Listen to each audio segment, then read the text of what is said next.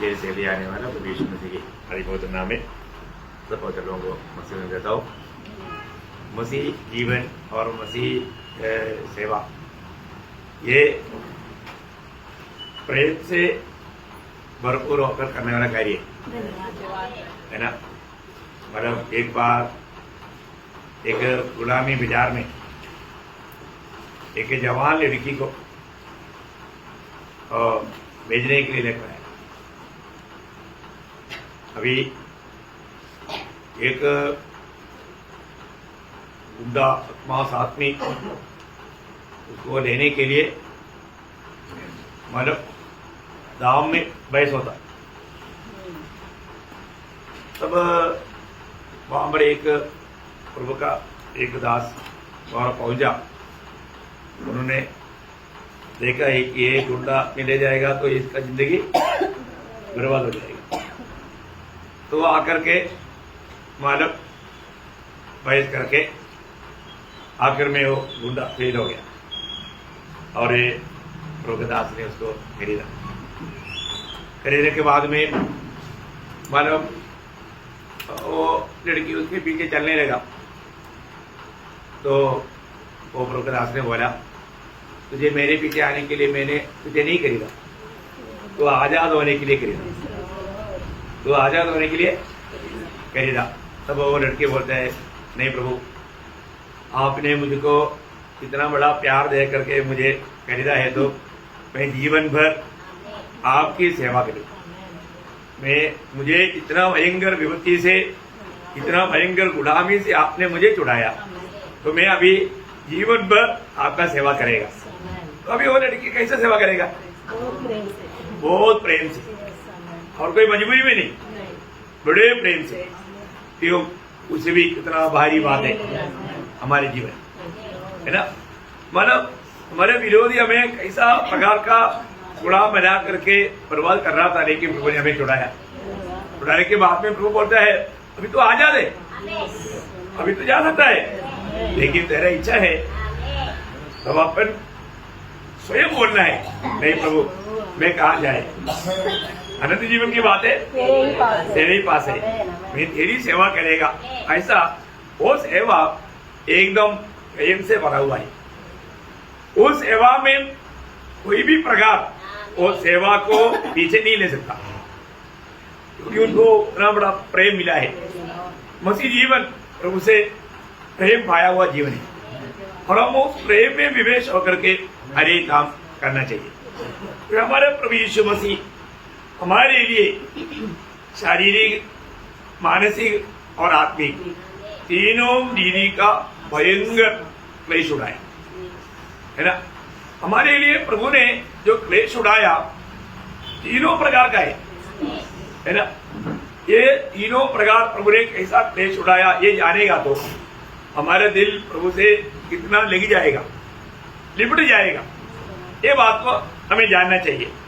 तो प्रभु ने मानसिक रीति में वाला जो परीक्षा या दर्द वेदना हुआ, मानसिक रीति का, मानसिक रीति का वेदा या तकलीफ या दुख प्रभु को कैसे हुआ, हम पढ़ेंगे लूका का सुसमाचार उसका 22 अध्याय का 44 वचन।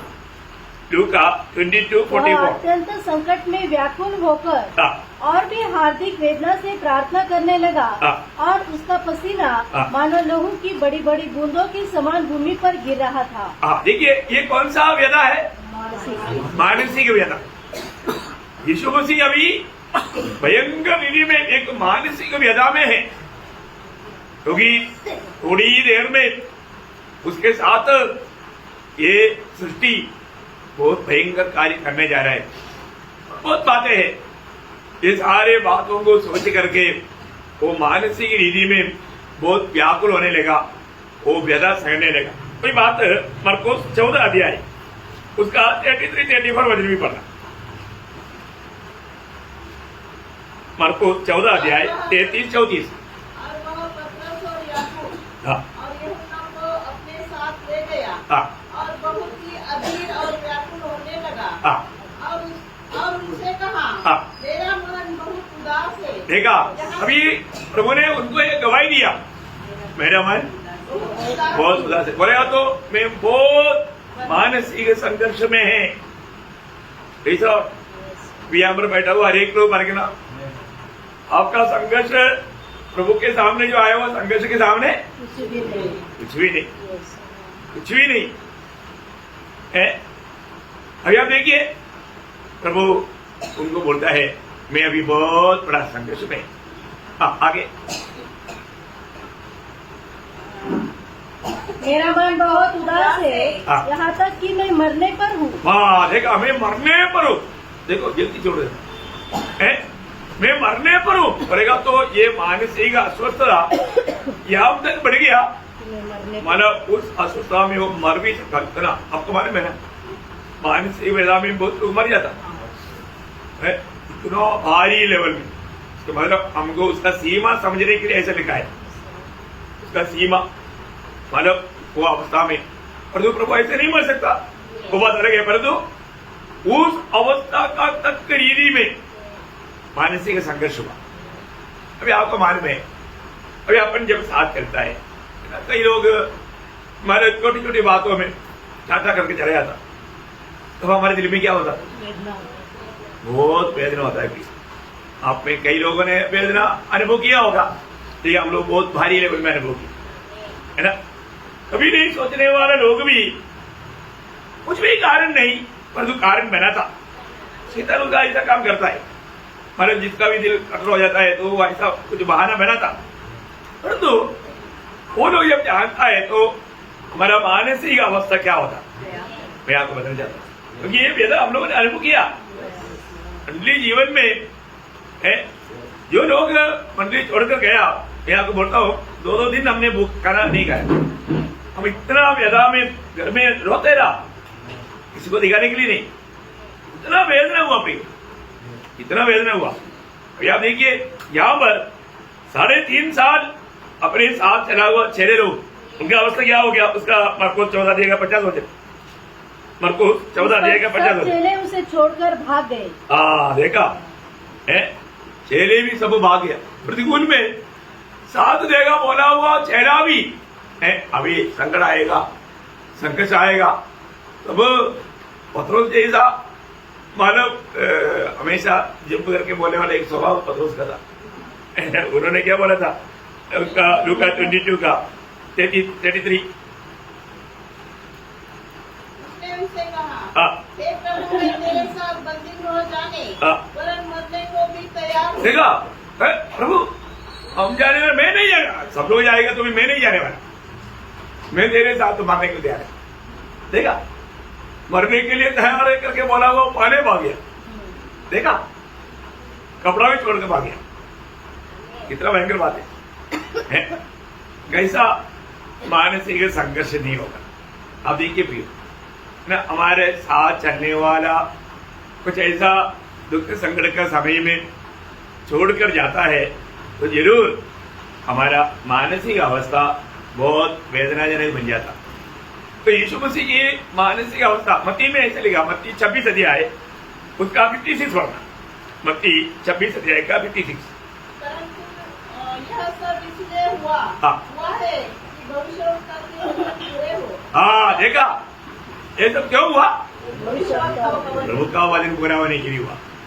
मतलब ये सब होने वाला है कि प्रभु को मारे, प्रभु ने इसलिए बोला ना तुम लोग सब छोड़ के जाएगा, तभी पता उसने बोला अरे सब जाएगा तो मैं नहीं जाएगा। अरे जाएगा ना, वचन में लिखा ना, भविष्यवक्ता लोगों ने जो भी कहा है वो अधूरा रह नहीं सकता।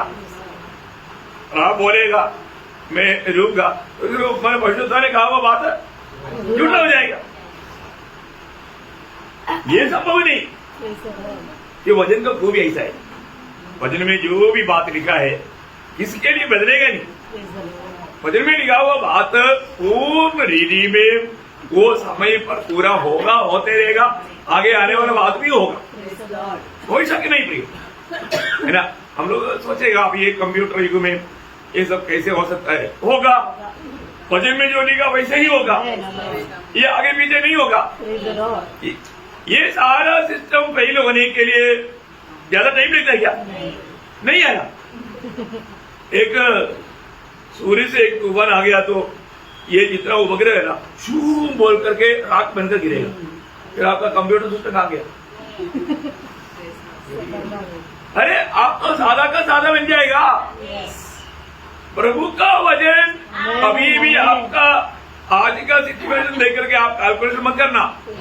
वचन में जो लिखा वैसा ही होने वाला है, ऐसा ही होगा। एक भी बात बदलेगा नहीं।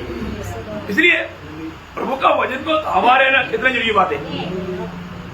यीशु मसीह को सब छोड़ने के बाद में वापस प्रभु का निंदा बदनामी शुरू हो गया, है ना। मतलब हेरोद के पास गया, हेरोद ने तो मार्क्स में करूंगे, हेरोद को सुनने में आया था, मुझे इतने लोमड़ी बोला था, इसको भी अच्छी तरह अभी इधर मौका मिला तो इसका अच्छी तरह तुम्हारा हंसी मजाक करूंगा, है ना। वहां ऐसा लिखा है जब हमारा लूका 23 अध्याय का 11 बजे, तब हेरोदेस ने अपने सिपाहियों के साथ उसका अपमान करके ठट्टों में उड़ाया। देखा हेरोदा ने भी वो अवसर नष्ट नहीं किया प्रियो, इतना ज्यादा उसका निंदा मजाक उड़ा करके। आप देखना प्रभु यीशु मसीह को मानसिक रीति में इतना वेदना हुआ, प्रभु का मानसिक अस्वस्थता, उसकी वेदना कौन देख सकता प्रियो है।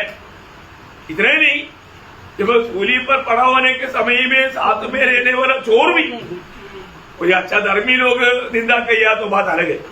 अरे जिंदगी भर बदमाशगिरी किया, आखिर में सूली मिला, वो चोर भी दोनों ने निंदा किया। अब देखो है ना, उसका मरकुस 15 अध्याय उसका 26 से 32 पढ़ना। और उसका दोष पत्र लिखकर उसके ऊपर लगा दिया गया कि यहूदियों का राजा। उन्होंने उसके साथ 2 डाकू, एक उसकी दाहिनी और एक उसकी बाईं ओर क्रूस पर चढ़ाए। तब पवित्र शास्त्र का वह वचन कि वह अपराधियों के संग गिना गया पूरा हुआ। और मार्ग में जाने वाला देखा, वो रास्ते में जाने वाला सिर हिला हिलाकर और यह कहकर उसकी निंदा करते थे मंदिर के ढाने वाले और 3 दिन में बनाने वाले क्रूस पर से उतरकर अपने आप को बचा ले। इसी रीति से प्रधान याजक की शास्त्रियों समेत आपस में इकट्ठे से वो कहते थे, इसने औरों को बचाया पर अपने को नहीं बचा सकता। इस्राएल का राजा मसीह अब क्रूस पर से उतर आए, कि हम देखकर विश्वास करें। और जो उसके साथ क्रूसों पर चढ़ाए गए थे वे भी उसकी निंदा करते थे। देखा, क्रूस पर चढ़ाए गए थे वे भी उनका निंदा कर रहे थे।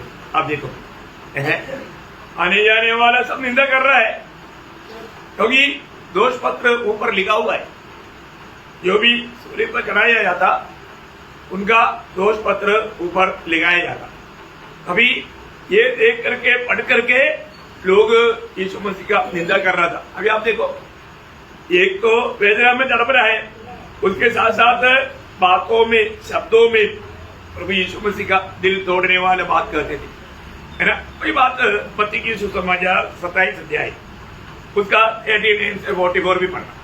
आने जाने वाले सिर हिलाकर, देखो, आने जाने वाले सिर हिलाकर उसकी निंदा करते थे और यह कहते थे, हे मंदिर के ढाने वाले और 3 दिन में बनाने वाले, अपने आप को तो बचा। यदि तू परमेश्वर का पुत्र है तो क्रूस पर से उतर आ। इसी रीति से प्रधान याजक भी शास्त्रियों और पुर्नियों समेत ठट्ठा कर करके कहते थे, इसने औरों को बचाया और अपने आप को नहीं बचा सकता। यह तो इस्राएल का राजा है, अब क्रूस पर से उतर आए तो हम उस पर विश्वास करें। उसने परमेश्वर पर भरोसा रखा है, यदि वह इसको चाहता है तो अब इसे छुड़ा ले, क्योंकि इसने कहा था मैं परमेश्वर का पुत्र हूँ। इसी प्रकार डाकू भी जो उसके साथ क्रूसों पर चढ़ाए गए थे उसकी निंदा करते थे। अभी हम लोग यहाँ पर ये सब बात हम लोग इसमें क्या समझ में आता, यीशु मसीह हमारे लिए मानसिक रीति में कितना दुख उड़ाया, कितना वेदना सगा, उसका वेदा, उसका एक सुंदर चित्र हम लोग यहाँ पर देख रहे हैं। सिर्फ मानसिक वेदना नहीं, प्रभु को बहुत भयानक रीति में हम बयान नहीं कर सकता। प्रिय, हम लोग जो दया सागर जैसा कोई पिक्चरों में जो देखता है, यीशु मसीह ने शरीर में अनुभव किया हुआ उसका लाखों का एक अंश भी हो दिया नहीं सकता। नहीं, ये कितना भयंकर वेदना है ना, शारीरिक वेदना। अब देखिए, जब मानव यूहन्ना का सुसमाचार 18 अध्याय उसका 22 वचन का बी पाठ। यूहन्ना 18 अध्याय 22 वचन का बी पाठ। जब उसने यह कहा हाँ। तो प्यादों में से एक ने जो पास खड़े था हाँ। यीशु को थप्पड़ मारकर कहा। बस अभी आप देखिए शादी की बता शुरू हो गई। पहली बात यहाँ पर यीशु को थप्पड़ मार। आप देखो कोई कारण नहीं, बिना कारण यीशु मसीह को थप्पड़ मारा है ना। लूका का सुसमाचार 22 अध्याय उसका 63-64। लूका 22 अध्याय का 63-64। जो मनुष्य यीशु को पकड़े हुए थे हाँ। वे उसे छत्तों में उड़ाकर पीटने लगे। देखो अब देखिए शारीरिक क्लेश है। आगे और उसकी आंखें ढाकर हाँ। उससे पूछा। देखा आंख बंद किया, आंख बंद करके ठुम ठुम ठुम मारने लगा। भविष्यवाणी करके बता हाँ। कि तुझे किसने मारा। देखा है, आप देखो है यीशु मसीह के आंख बंद करके उसको मारा। मारने के बाद बोलता है भविष्यवाणी कर किसने मारा। मतलब शारीरिक क्लेश उन लोगों ने भारी लेवल में शुरू किया। जब मरकोस उसका 14 अध्याय उसका 65 वचन। मरकोस उसका 14 अध्याय का 65। तब कोई तो उस पर थूकने। अभी आप देखिए, आप देखो मानसीय क्लेशों में, मानव शारीरिक क्लेशों में अभी आपको मालूम है गलती से किसी का थूक हमारे ऊपर गिर गया तो हम उसको छोड़ते नहीं। गलती हो गई भाई, लेकिन यहां पर गलती से नहीं, जान पूछकर उसका मुंह पर थूका। अब देखो और कोई उसका मुंह ढांकने और उसे घूंसे मारने। देखो और उसे- अभी आप देखो एक एक बात है इतना भयंकर रीति में प्रभु के साथ हो रहा है। और उससे कहने लगे भविष्यवाणी कर। हाँ। और प्यादों ने उसे पकड़कर थप्पड़ मारे। देखो उसके साथ मत्ती की सुसमाचार 26 अध्याय उसका 67-68 वचन। मत्ती 26 अध्याय का 67-68। तब उन्होंने उसके मुंह पर थूका और उसे घूसे मारे। दूसरों ने थप्पड़ मार के कहा, हे मसीह हमसे भविष्यवाणी करके कहा कि किसने तुझे मारा। देखो बोलने का अर्थ उनको शारीरिक रीति में बहुत तकलीफ देने लगा। आप देखो प्रियो ये सब सहने के टाइम पर यीशु मसीह कुछ बोला, कुछ भी नहीं बोला, शांत रीति में वो सब था। इतना ही नहीं, मरकोस 15 अध्याय उसका 16 से 20 वचन पढ़ना। मरकोस 15 अध्याय का 16 से 20। सैनिक उसे लेके ईश्वर के आंगन में ले गए जो कहलाता है और सारी पलटन को बुलाए।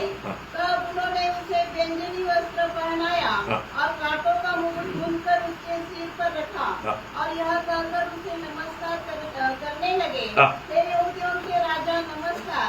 वे उसके सिर पर सरकंडे मारते और उस पर थूकते और घुटने टेक कर उसे प्रणाम करते रहे।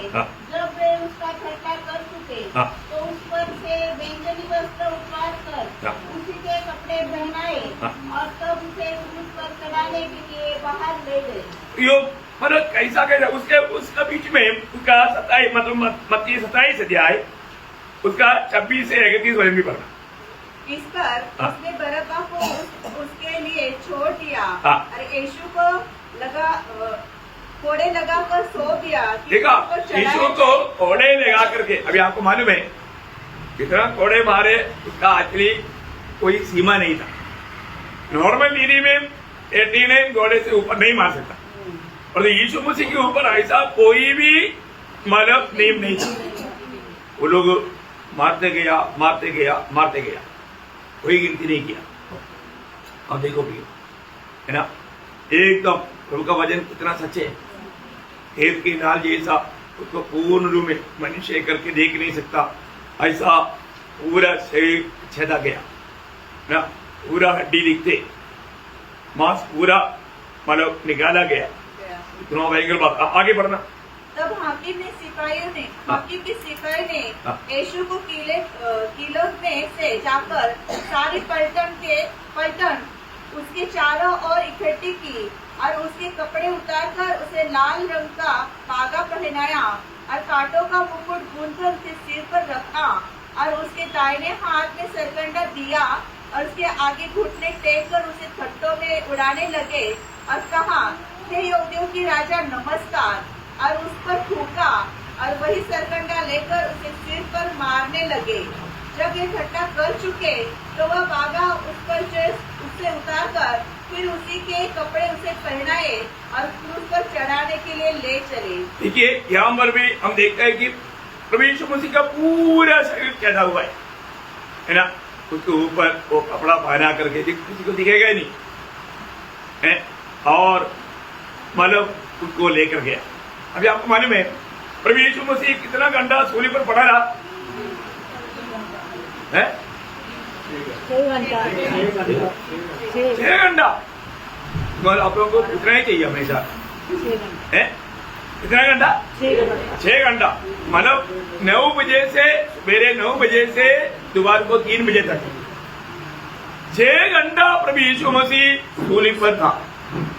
उसमें पहला 3 घंटा मनुष्य की ओर से प्रभु का न्याय हो रहा था, निंदा हो रहा था, और आखिरी 3 घंटा पिता के ओर से वो न्याय चल रहा था। अब देखो कितना वो बात याद रहना, बहुत बड़ी बात है। अभी यहाँ पर हम लोग क्या देखता है ना, मतलब जब मरकुस का सुसमाचार उसका 15 अध्याय उसका 25 हो जाए, मरकुस 15 अध्याय का 25 हो जाए। और एक पहाड़ चढ़ाया था हाँ जब उन्होंने उसको क्रूस पर चढ़ाया। हाँ क्रूस पर चढ़ाया। वापस देखना पड़ना। और एक पहर दिन चढ़ आया था हाँ जब उन्होंने उसको क्रूस पर चढ़ाया। हाँ हाँ, दिन भर तीसरा घंटा, ठीक है ना। दिन भर तीसरा घंटा बोलेगा तो हमको समझने के लिए यहूदियों के समय के साथ 6 घंटा जोड़ना, 6 घंटा का फर्क है, हमारे इधर का और उधर का 6 घंटा का फर्क है। तो दिन भर मतलब 3 घंटा बोलेगा तो हमारी तरफ से 9 बजे, 3 से प्लस 6 जोड़ना, 9 बजे चढ़ाया। नहीं समझा? तो अभी हमारे उसका 33-34 हमारे 15 अध्याय का 33-34 दोपहर होने पर हाँ सारे देश में अंधेरा छा गया हाँ और तीसरे प्रहर तक रहा। हाँ, मतलब अभी तीसरा पार तक रहा। हाँ, मतलब बोलने का मतलब वहां पर 9 घंटा लिखा, 9 घंटे के प्लस 6 तीसरा 3 बजे दोपहर का 3 बजे। सब आप लोग साथ में है ना, बहुत गौर की बात है, ध्यान से सुनना। तो मतलब क्या है कि मतलब वहां पर आपको मालूम है उसका 37 भी पढ़ना, 37। तब यीशु ने बड़े शब्द से चिल्लाकर प्राण छोड़ दिए।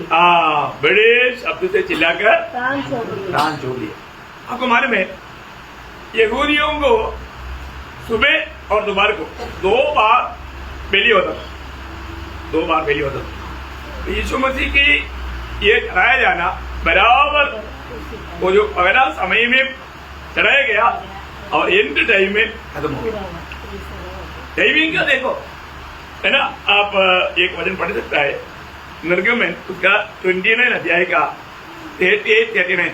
हर एक बात वचन की द्वारा अच्छी रीति में समझना, बहुत अच्छी रीति में। हाँ, जो तुझे वेदी पर नित्य चढ़ाना होगा हाँ, वह यह है, हाँ, प्रतिदिन 1-1 वर्ष के 2 भेड़ के बच्चे, हाँ, प्रतिदिन 2 भेड़ के बच्चे लेकर आना। हाँ, 1 भेड़ के बच्चों को हाँ, तो भोर के समय हाँ, और दूसरे भेड़ के बच्चों को हाँ, दो धूली के समय चढ़ाना। हाँ, तो मतलब एक को 9 बजे चढ़ाना, हमारे अंडरस्टैंडिंग के लिए एक को 9 बजे चढ़ाना और एक को 3 बजे। देखो प्रभु का एक कार्रवाई तक प्रियो, हर एक बात प्रभु के वचन के अनुसार हर एक टाइम पर हुआ, टाइम में तक बदलाव नहीं हुआ। बहुत अद्भुत बात है। यीशु मसीह का हर एक काम मतलब वचन के अनुसार, भविष्यवाणी के अनुसार सब कुछ पूरा हुआ। तो यहाँ पर हम क्या देखता है, मतलब उसमें इस सूली पर रहने के समय में भी आपको मालूम है निश्चित समय के बाद में भी अगर शबत का दिन आ गया तो उसको उस सूली पर रहने के लिए मना है, फिर उनको हड्डी तोड़ करके रहना पड़ता। लेकिन हम देखता है कि यीशु मसीह के बारे में जो लिखा है उनका हड्डी नहीं टूटा। टूटा नहीं जाएगा। यस, आमेन। अब देखो करेक्ट टाइम पर प्रभु यीशु मसीह मर गया, आमेन, आमेन। पर तो दोनों चोर नहीं मरा, उनका दोनों का पाँव तोड़ा, है ना। जब यूहन्ना का सुसमाचार उसका 19 अध्याय का 36 अध्याय। ये बातें इसलिए हुई हाँ। कि पवित्र शास्त्र में जो कहा गया वह पूरा हो, हाँ, उसकी कोई हड्डी तोड़ी न जाए। देखा, उसकी कोई हड्डी तोड़ी ना जाए। भैया उसकी दोनों बाजू में पड़े हुए चोरों का हड्डी तोड़ दिया, लेकिन यीशु मसीह का हड्डी नहीं तोड़ा। कितना अद्भुत बात है ना। भजन संगीता उसका 34 अध्याय का 20 वचन, भजन संगीता उसमें ये भविष्यवाणी किया। वह उसके हड्डी की रक्षा करता है। देखा, कौन रक्षा करता? प्रभु। पिता, पिता रक्षा करता, हड्डी का रक्षा किया पिता ने। और उनमें से एक भी टूटने नहीं पाई।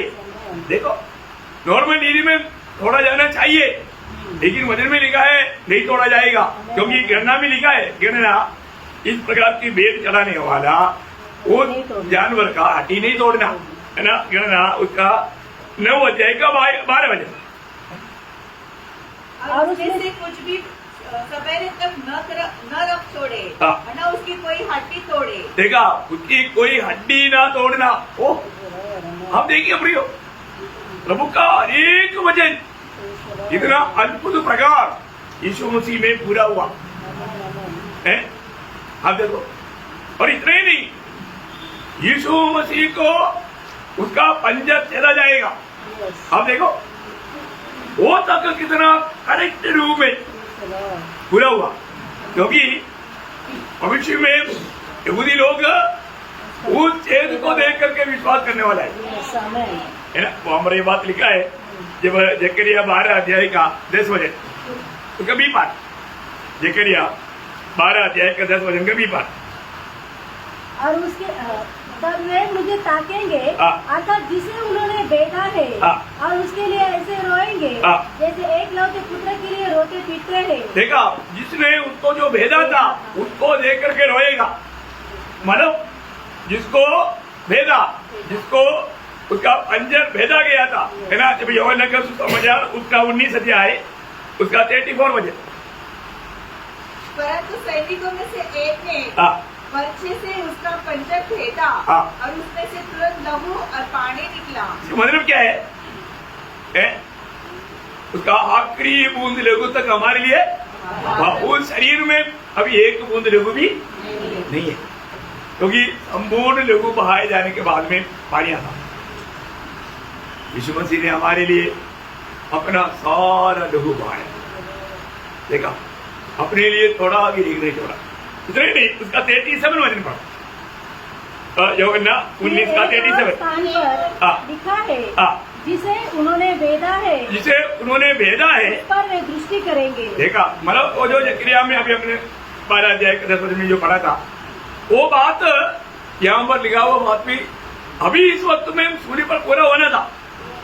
वो कितना अद्भुत बात है। एक एक बात जैसे याद दिला करके कोई कर रहा है, वैसा यीशु मसीह में वो सारा भविष्यवाणी पूरा हुआ। आप देखिए, है ना, प्रभु ने हमारे लिए जो किया वो कार्य कितना अद्भुतवान है, कितना महान बात है। तो यीशु मसीह इस रीति में हमारे लिए अपना शरीर पर वेदा या दुख उड़ाया, बहुत बड़ा दुख उड़ाया। हमें बात को जानना है ना, हमको प्रभु ने मानसिक वेदा और शारीरिक वेदा और आत्मिक वेदा भी हुआ। आत्मा में भी प्रभु ने बहुत दुख सहा, है ना। जब मरकोस उसका 15 अध्याय उसका 34 वचन। तीसरे पहर यीशु ने बड़े शब्द से पुकार कर कहा, एलोही एलोही लमा शब्कतनी, जिसका अर्थ यह है, हे मेरे परमेश्वर, हे मेरे परमेश्वर, तूने मुझे क्यों छोड़ दिया। देखा प्रियो, ये कौन सा वेदा है? आत्मिक वेदा। आत्मा में भी उन्होंने दुख सहा, भयंकर दुख सहा, है ना। अभी भी विदा हुआ उस अनंत काल से आने वाला उस अनंत काल तक हमेशा साथ रहने वाला पिता यहाँ पर पुत्र को छोड़ दिया। ऐसे एक अगुवाई कभी भी प्रभु यीशु ने अपना जीवन में, इस अनंत काल का जीवन में कभी अनुभव नहीं किया। यीशु मसीह का सबसे बड़ा व्यथा आत्मिक व्यथा,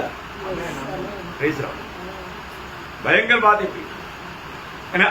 शारीरिक व्यथा कोई कम नहीं था, मानसिक व्यथा कोई कम नहीं था, परंतु सबसे बड़ा व्यथा वो आत्मिक व्यथा था। यीशु मसीह ने हमारे लिए अकेला में हमारे लिए सारा नरक का सारा सजा अपने लिए उठाया। हम लोग बात को देख रहे थे। मसीह जीवन ये सच्चाई जान करके जीने वाला जीवन है। एक टोटल का जीवन बिता करके मतलब आजकल ऐसा भी सिस्टम हो जाता है ना, विश्वास किया तो बहुत हो गया, धोखा है प्रियो। विश्वास ही हर बात में आधार है, परंतु विश्वास में काम नहीं है तो काम बिना विश्वास करते है। परंतु वो बात आज लोगों में बहुत कम दिखता। मैं आपको बताना चाहता हूँ, अभी भी धोखा मत करना प्रियो। हम लोग प्रभु ने जो हमारे लिए जो कुछ हमारे लिए हुआ उसका बारे में हमें सही समझ होना जरूरी बात है। पिता ने भी उसको छोड़ दिया, पिता ने भी उसको छोड़ दिया है, तो बहुत भयंकर बात है। हमें अपने जीवन में ये बात को जानना है। जब लूका का नहीं वही मरकुस उसका 15 अध्याय का 37 में पढ़ना,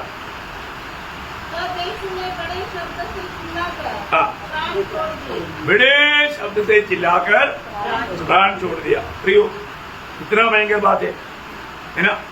बहुत वेदा सर करके बड़े शब्द से चिल्लाकर प्राण छोड़ दिया। लूका का तो मजा 23 अध्याय उसका 46 वजन पढ़ना। बड़े शब्द से पुकार कर कहा, हे पिता, मैं अपनी आत्मा तेरे हाथों में सौंपता हूँ। देखो, अभी इससे पहले एक बार ये परमेश्वर बोला था, और वापस अभी यहाँ पर जोड़ दिया पिता। देखो, वो इसका बीच में आया वो जो टाइमिंग जो है वो 3 घंटा है, वो 3 घंटा के एंड का बात है। वो 3 घंटा भयंकर भारी बात था। हम लोग कोई भी इंसान अपना समझ में नहीं ले सकता। इतना भारी वेदना पिता के अलग होने से यीशु मसीह ने सहा, वो नरक का एक भयंकर सजा था। और वो सजा होने के समय में मानव धरती अंधेरा हो गया, सूरज ने रोशनी नहीं दिया, क्योंकि वो कोई नहीं समझ सकता, कोई नहीं देख सकता, सृष्टि नहीं देख सकता। बहुत भारी है ना। जब योगन्ना उसका 19 अध्याय उसका 28 नहीं।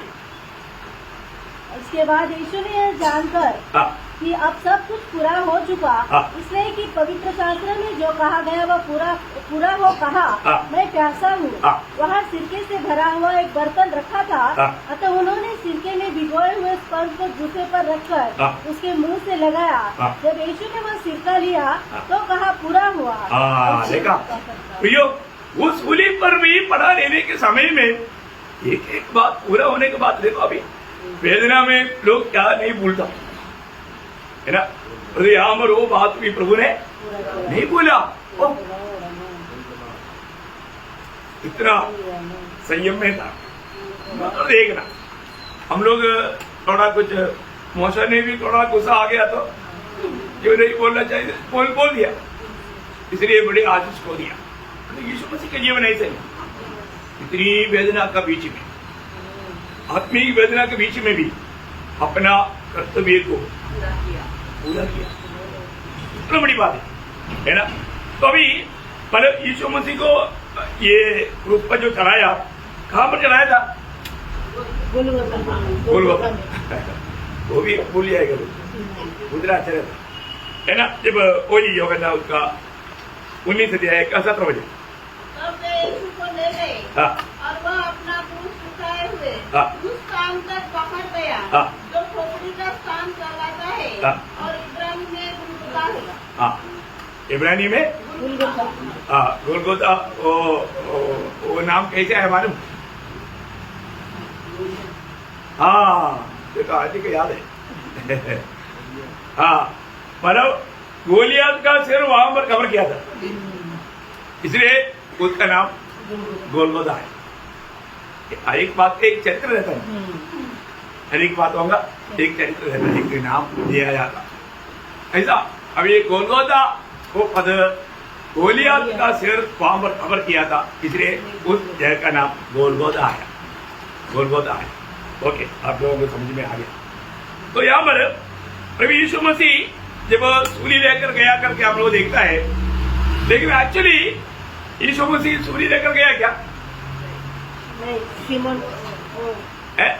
पुराने का इसमें लिया यीशु मसीह लेकर गया, परंतु वो पूरा क्रूस को लेकर नहीं गया। नहीं गया, उसका जो क्रोश में जो लगाता है वो बात को लेकर गया, हाँ। ठीक है ना। मतलब बहुत बार ये बात के बारे में इतना लोगों को समझ नहीं, मतलब ये जो लंबा भाग जो है पहले से वहां पर गाड़ा रहता, और वो जो तिरछा जो है करीब एक क्रूस का 90 किलो के ऊपर बोझ रहता, तिरछा वाला हिस्सा को कम से कम 30-40 किलो मतलब वेट रहता, वो भाग को लेकर के गया। हाँ, यीशु मसीह गया। अभी मतलब इसमें भाषा जानना बहुत बड़ी बात है। वो जो लेकर गया वो उसका बारे में ग्रीक में पाटीकुलम बोलते हैं, पाटीकुलम बोलेंगे तो तिरछा भाग, ठीक है ना। तो वो भाग को लेकर के यीशु मसीह चला था, और तो अपना बाकी भाषाओं में क्रूस लेकर चला ऐसे लेकर, लेकिन ओरिजिनल भाषा नया नेम कौन सा भाषा मिलेगा? ग्रीक भाषा मिलेगी। वहां पर यीशु मसीह ने कौन सा भाग लेकर गया? पाटीकुलम बोलेगा तो उसका तिरछा भाग ये लेकर के गया। ओके, तो इसका मतलब क्या है कि यीशु मसीह ने उस सूली पर हमारे लिए सब कुछ पूरा किया। यीशु मसीह का आखिरी शब्द बोलेगा तो छठवां शब्द जब यूहन्ना उसका 19 अध्याय उसका 30 वचन, यीशु ने वहाँ सिर लिया तो पूरा हुआ और सिर झुकाकर प्राण दे दिए। पूरा हुआ क्या हो गया? टेटवेस्टाई पूरा हुआ। क्या पूरा हुआ? पिता का सारा मांग पूरा किया। मानव जाति में एक भी पापी अभी नरक जाने की जरूरत नहीं, सबके साथ इतना भी भयंकर पापी भी बचने के लिए प्रभु ने बात खोल दिया। ये सच्चाई पर विश्वास, यहाँ पर ये विश्वास बहुत बड़ी बात है। जो भी ये सच्चाई विश्वास करेगा उन्हें पाप क्षमा मिलेगा। इतना बड़ी बात है। यीशु मसीह मेरे लिए मेरा पाप का सजा उड़ाया।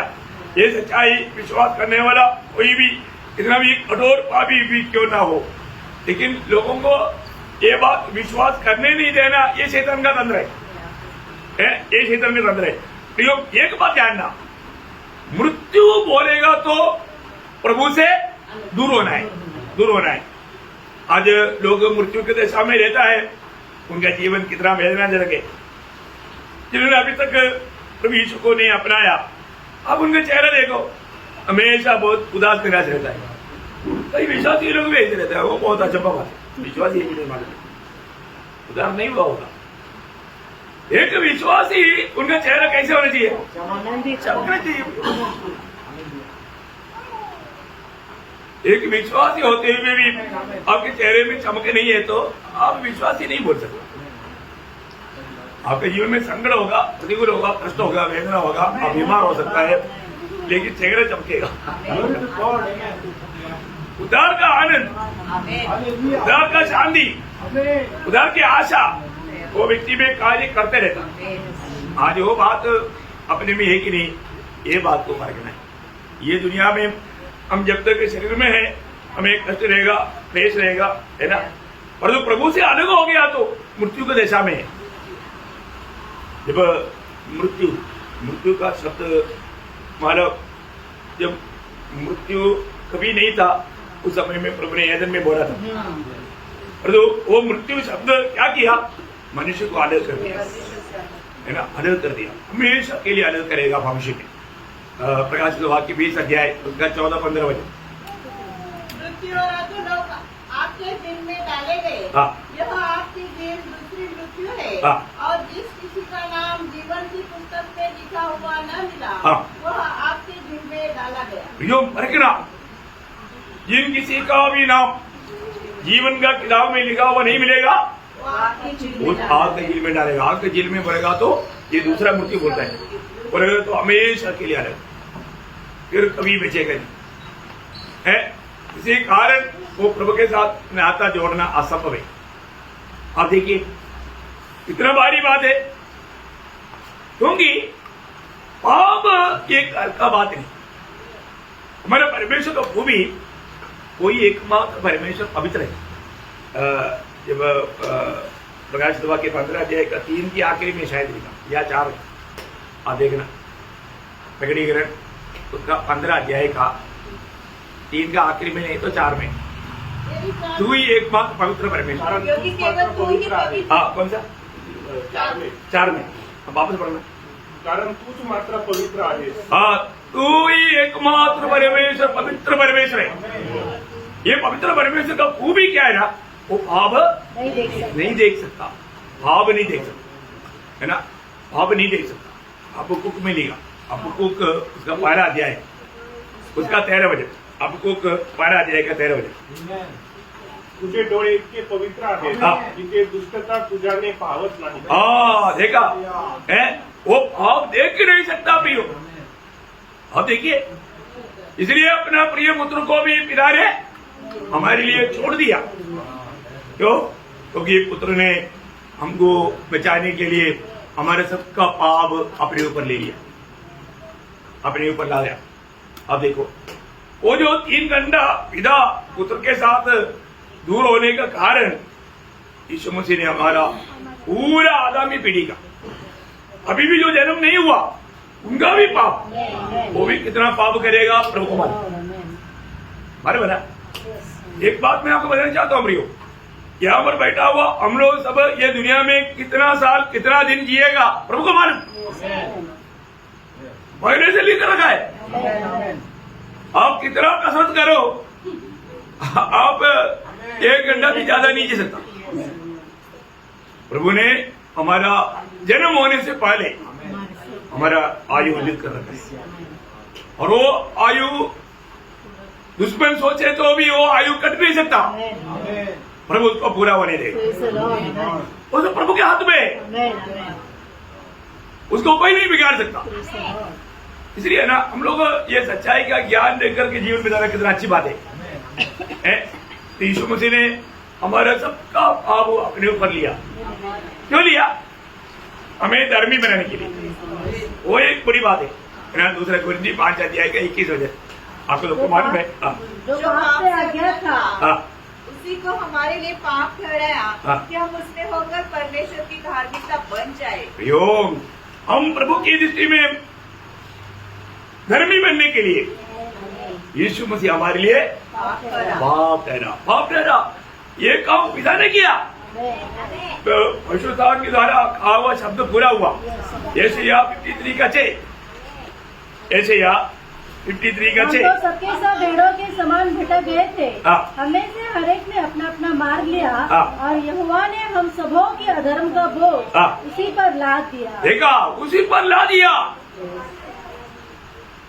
देखो, क्योंकि हमको बचाने के लिए पुत्र तैयार हो गया, इसलिए पिता ने पुत्र को भेजा, और पुत्र ने हमारा सबका पाप अपने ऊपर लाया। प्रियो, उसको हमारे लिए सारा सजा उठाना पड़ा। वास्तव में आज जो लोग प्रभु यीशु पर विश्वास कर सका, ये कोई भी हमारा कोई खूबी नहीं, प्रभु का अनुग्रह। यदि प्रभु हमको नहीं चुना होता, प्रभु ने हमें कब चुना? जगत की उत्पत्ति से पहले। जगत की उत्पत्ति से पहले। आप देखो प्रियो, जगत की उत्पत्ति से पहले पिता ने हमें मसीह में चुन लिया है। अभी हमें मसीह में रखा, उस मसीह में बना रहना प्रियो। इसलिए प्रभु बार बार बोलता है तुम मुझ में बने रहो, मसीह में बना रहना प्रियो, मसीह से दूर ना जाओ। कितना बड़ी बात है। आज हमारे जीवन में मैं उस मसीह में बना रह पाता है ना। मुझे इतना प्यार करते, मेरे लिए पाप का हर प्रकार का वेदना दुख मेरे लिए सहा हुआ उस प्रभु यीशु मसीह को मैं वास्तव में प्रेम करता ही है। अब हमारे में आज कोई श्राप लाने की जरूरत नहीं, लेकिन श्रापित हो जाता कौन है वो? जो प्रभु यीशु से प्रेम नहीं हाँ, पना कुरिन्थियों 16:22 में लिखा है, जो हमारा प्रभु यीशु मुझसे प्यार नहीं करता शापित हो। श्रापित है, श्रापित है। प्रियो, आज हम सच्चा दिल से गवाही दे पाएंगे कि प्रभु यीशु मैं आपको प्यार करता हूँ। दिल से बोलो, दिल से बोलो, सच्चा दिल से। प्रभु को प्यार करने का चिन्ह क्या है? उसका आज्ञा उसका आज्ञा मानेगा, आज्ञा मानेगा। प्रियो, हमें परखना है। आज मैं प्रभु का आज्ञा मानते हुए प्रभु का प्रेम में बना रह करके मेरा जीवन है क्या? आज प्रभु मुझे में आनंद दे क्या? बहुत लोग आनंद से क्यों नहीं रह पाता? क्योंकि प्रभु उसमें आनंद नहीं। प्रियो, आप ये दुनिया पूरा कमाओ और जो प्रभु आप पे आनंद नहीं है तो आपको ये दुनिया आनंद नहीं दे सकता। वो आनंद पल भर करेगा, कोमल जैसा जल्दी बन जाएगा, कोई काम का नहीं। इसलिए आज सच में मैं उस प्रभु के उस आनंद में, प्रभु के आनंद बढ़ेगा तो वो आनंद हमारा स्रोत हमारे अंदर है। क्या है? आत्मा, पवित्र आत्मा। पवित्र आत्मा का फल आनंद है। आनंद है ना? भयान से बाहर है। मैं आपको बताना चाहता हूँ, प्रभु ने हमारे लिए क्या प्रबंध किया। कई लोग सोचेगा तो आज बारिश है, क्या मीटिंग में जाना, रुका सकता है? तो यो प्रभु का प्यार अनुभव किया व्यक्ति को ये बारिश इधर बाढ़ आ गया बोलने से नहीं रुका सकता। इधर इधर इधर आग लगा हुआ है, बॉम्ब गिर रहा बोलेगा तो भी आएगा, क्योंकि बॉम्ब भी गिरेगा इसके हुक्म से गिरेगा।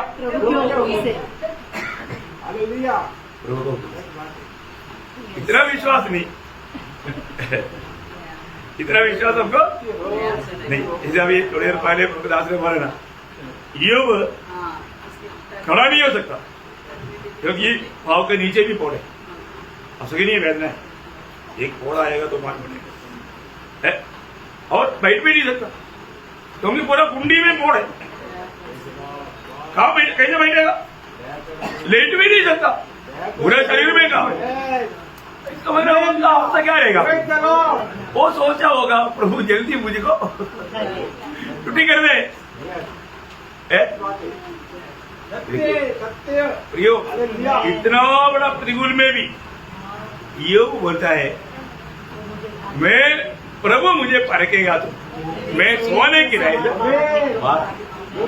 देखा, इतना गहरा कष्ट में गुजरने पर भी उन्होंने प्रभु को कभी भी निंदा नहीं किया, प्रभु से सवाल नहीं किया। कितनी बड़ी बात है। जबकि वो अपना जन्मदिन को श्राप दिया, वो बात अलग है, लेकिन प्रभु के दृष्टि में प्रभु के हृदय के खिलाफ कुछ भी कार्य योग ने किया नहीं। इसलिए बाइबल का पहला किताब एक भक्त का वर्णन करके शुरू हुआ। सच्चा भक्त हो है। इसलिए प्रियो, हम लोग विश्वास ही बोलते हैं, क्या विश्वास है बात नहीं, हमारा विश्वास परखा जाना चाहिए, है ना? परखने के टाइम पर मालूम पड़ेगा वास्तव में कहाँ तक विश्वास है। तो प्रभु को धन्यवाद देता हूँ। आज भी प्रभु ने हमें इस योग के बनाने के लिए जो मृत्यु सगा, उस मृत्यु को याद दिलाने वाला मेष हमारे बीच में है। ये बहुत अपने आप को जानते हुए परखते हुए मेष में शामिल होकर प्रभु के आगमन की बात होने के लिए प्रभु अनेक लोग बहुत सारा करे, प्रभु को महिमा मिले। आमीन।